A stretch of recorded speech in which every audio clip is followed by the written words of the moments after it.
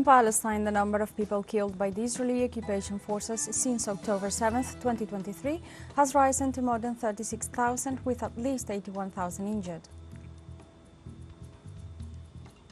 The Mexican National Electoral Institute announced the beginning of the campaign silence for the general elections of Sunday, June 2nd. And in the United Kingdom, the parliament has been officially dissolved as part of the process ahead of the general election on July 4th.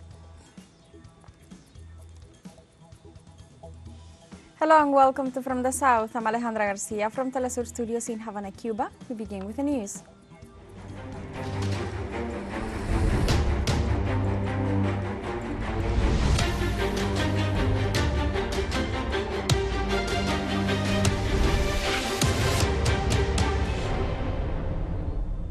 In Palestine, the number of people killed by the Israeli occupation forces since October 7, 2023, has risen to more than 36,000, with at least 81,000 injured. In the last 24 hours alone, medical authorities have reported at least 53 people killed and 37 wounded after Israeli bombardments.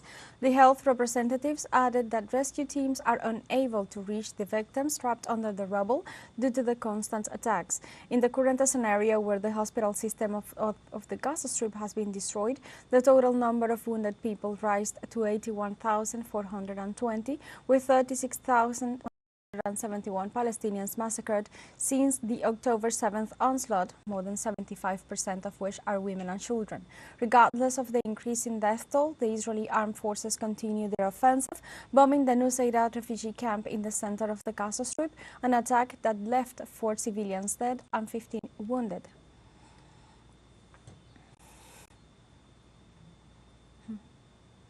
In this regard, health authorities reported that the occupation army shelled a group of Gazans trying to recover the body of the city of Rafah. The action resulted in the death of 12 civilians. Meanwhile, Israel also attacked a residential apartment north of Gaza, leaving several wounded. On the other hand, Tel Aviv artillery attacked a United Nations clinic at the Al-Maghazi camp.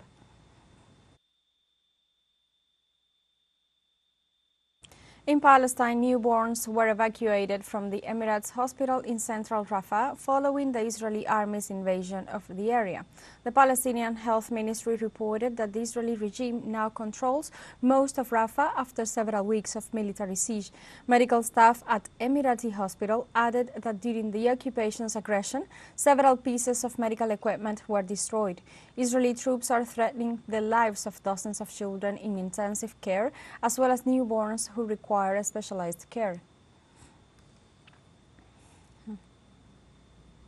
In the United States, police began dismantling a pro-Palestinian encampment on Thursday at Wayne State University in Detroit, 2 days after the school suspended in-person classes and encouraged staff to work remotely to avoid any problems with the protesters' encampment.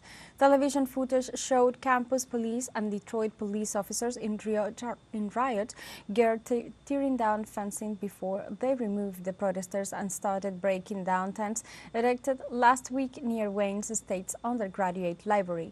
Encampments and demonstrations sprang up across the U.S. and in Europe as students demand their universities to stop doing business with Israel and companies that support its offensive in Gaza. With these actions, organizers seek to amplify calls for a ceasefire that stops the genocide against the Palestinians. The government of Slovenia adopted on Thursday the decision to recognize the independence and sovereignty of Palestine. According to the Ministry of Foreign Affairs of the European nation, the process sent a strong signal to other countries to follow the example of Slovenia, Norway, Spain and Ireland. The message added that the recognition of Palestine reaffirms Slovenia's role in the United Nations Security Council as a promoter of peace and security. The decision also solidifies Slovenia's long-standing position that a lasting resolution to the Middle East conflict can only be achieved through a two-state solution on which there is a broad international consensus. The country has thus joined the 146 countries out of the 183 United Nations members that recognize Palestine as a sovereign state.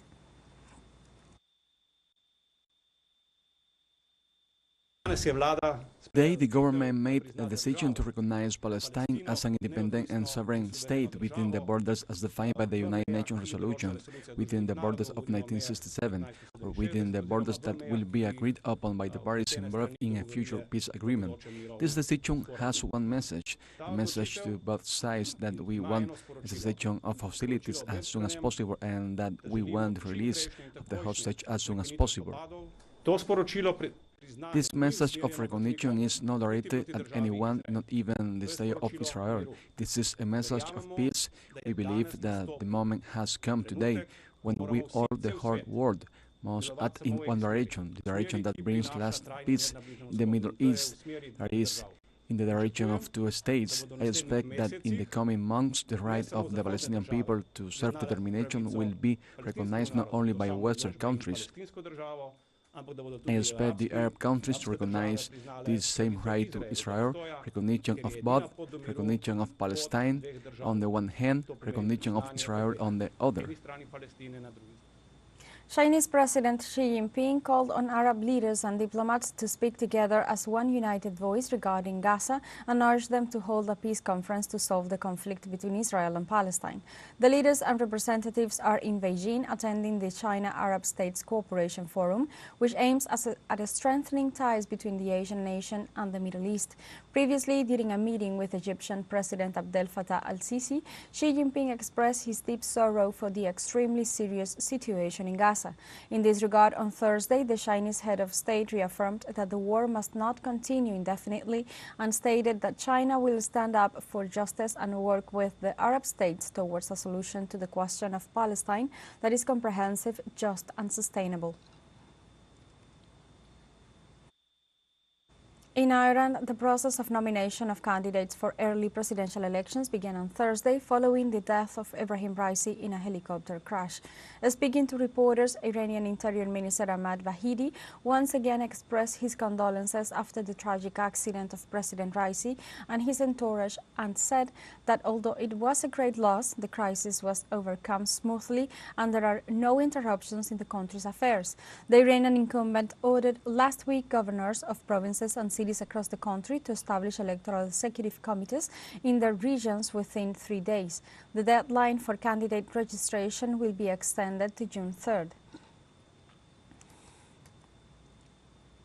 Let's take a short break, but remember you can join us on TikTok at teleSUR English, where you will find news in different formats, news updates and more. Other stories coming up, stay with us.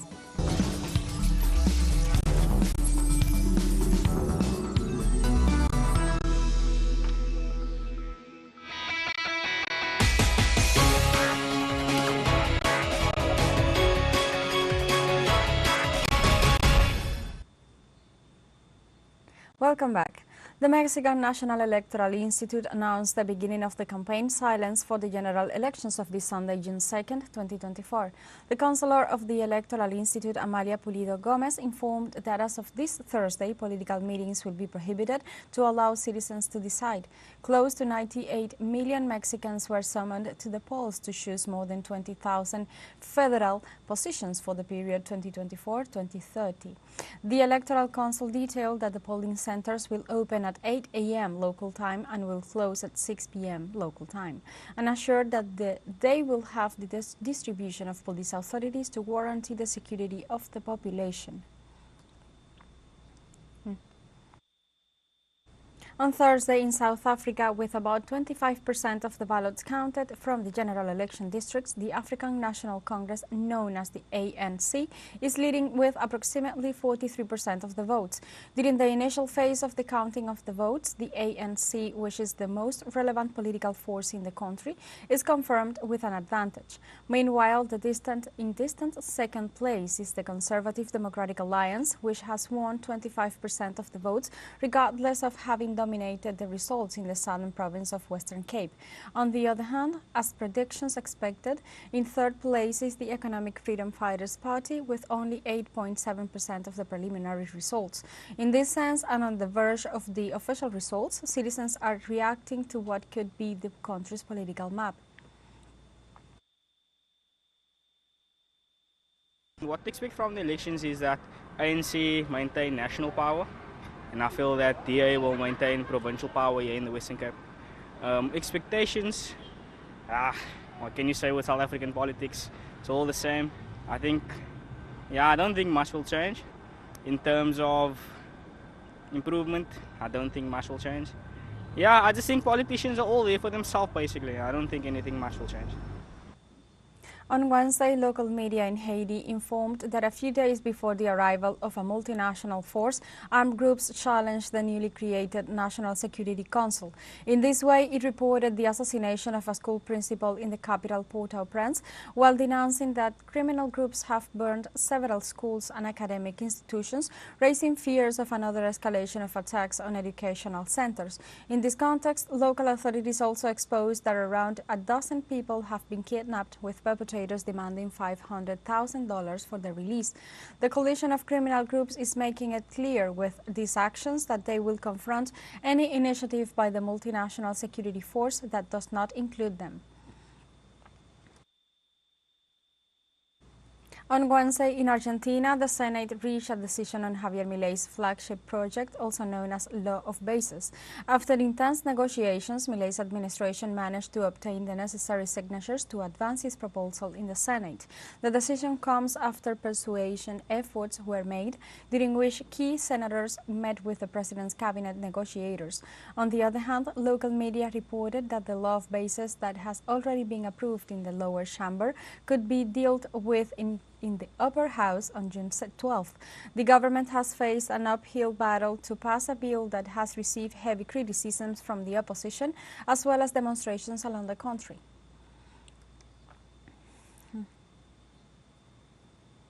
Javier Milei's flagship project, also known as the Law of Bases, grants his government powers for 1 year under the pretext of declaring a state of emergency in administrative, economic, financial, and in energy matters.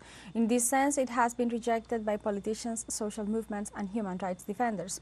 Precisely among the most questionable elements of Milei's proposal stand out the privatization of public companies, the modification of the labor system, which establishes a political scenario in favor of Milei for the delivery of natural goods to foreign interest, the reduction of labor rights, such as the possibility of retirement, which according to critics only 9 out of 10 women could have the right to retire.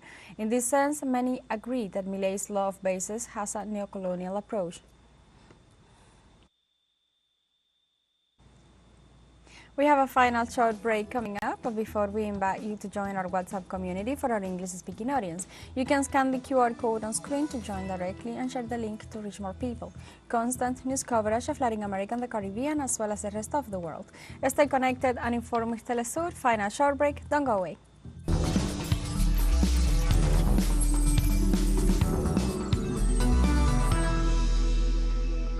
Welcome back to From the South.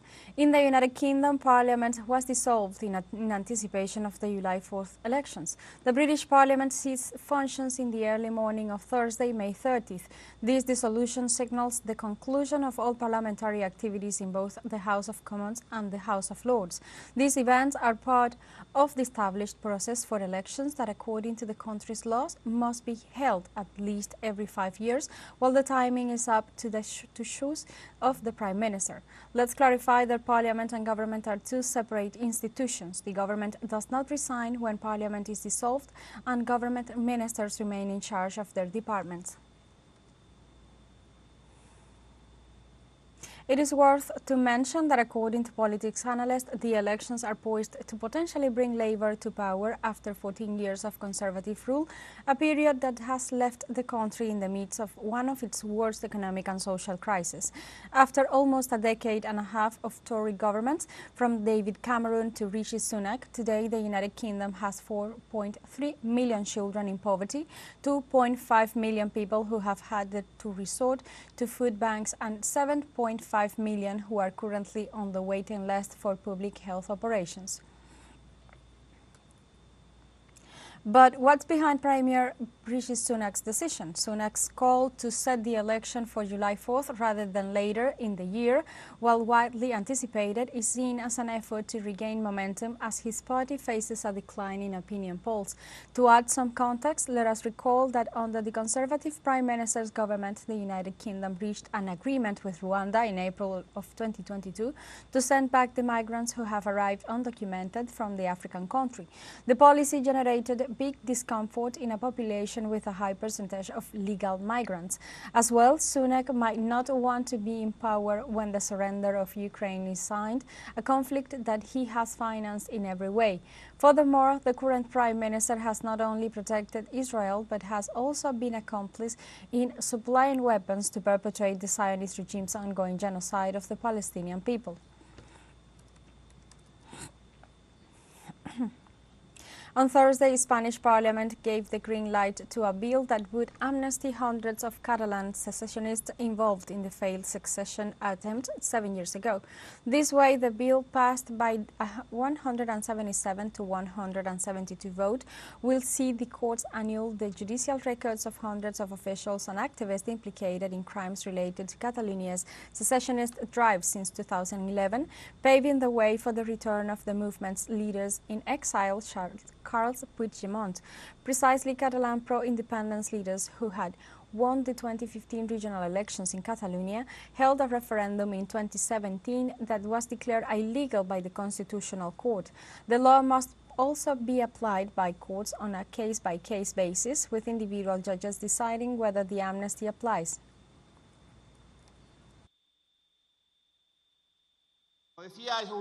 Europe has said yes to the amnesty, loud and clear, because it guarantees equality, separation of powers, territorial function, and what is more important, Europe has shouted to the four winds that the amnesty helps institutional and political normalization in Catalonia, and everything is thanks to this government. The Russian government denounces the North Atlantic Treaty Organization, NATO, for increasing tensions and supporting Ukrainian attacks against Russian targets. Kremlin spokesman Dmitry Peskov indicated that the actions of the Atlantic Alliance cause damage to the interests of the nations that continue to cooperate and support Kyiv in the conflict with Moscow. For his part, the Russian President Vladimir Putin warned Europe on Tuesday of the consequences that will follow if they allow Ukraine to use Western armaments against the Russian territory. The head of state expressed that NATO representatives must be aware that Russia will defend its people and territory against any aggression attempt. The Chinese oil company West African Oil Pipeline Company SA, known as WAPCO, met on Wednesday with authorities of Benin and Niger to resolve a territorial conflict dividing the two countries around an oil pipeline. In this context, the Chinese company, on the initiative of an intergovernmental committee, met with the oil ministers of Niger and Benin and some local employees, aiming to mediate in this regional issue. It should be noted that at the beginning of May, the Beninese government banned the loading of oil coming from Niger. The pipeline between Benin and Niger is operated by the Chinese company WAPCO, which has assured through a statement that it is seeking a diplomatic and peaceful solution for all parties.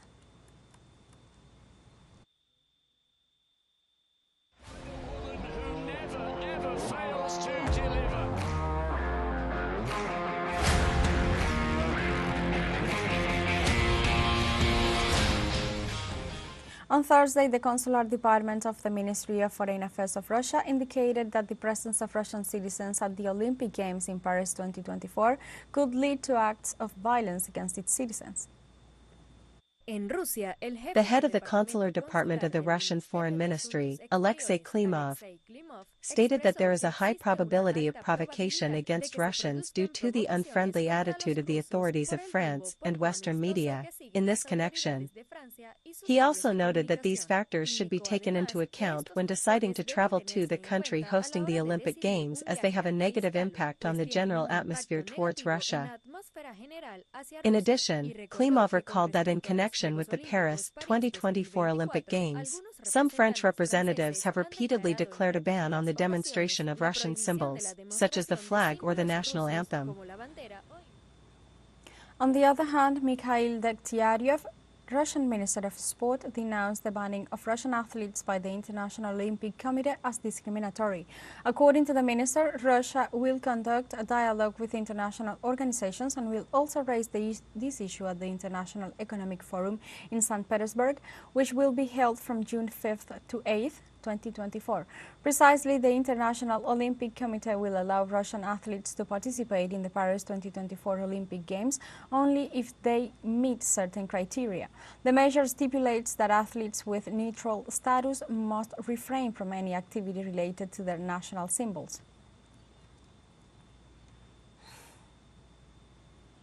In the history of the Olympic Games, Russia ranks 10th overall in the official medal table with a total of 149 gold, 125 silver and 152 bronze medals.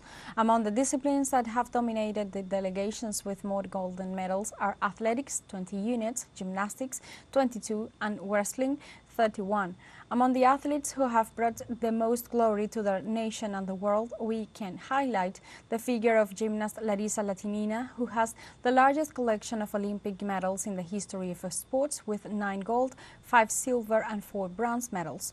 On the other hand, gymnast Nikolai Andronov is also the most successful Russian male athlete in history, having won 15 medals, 7 gold medals, 5 silver and 3 bronze.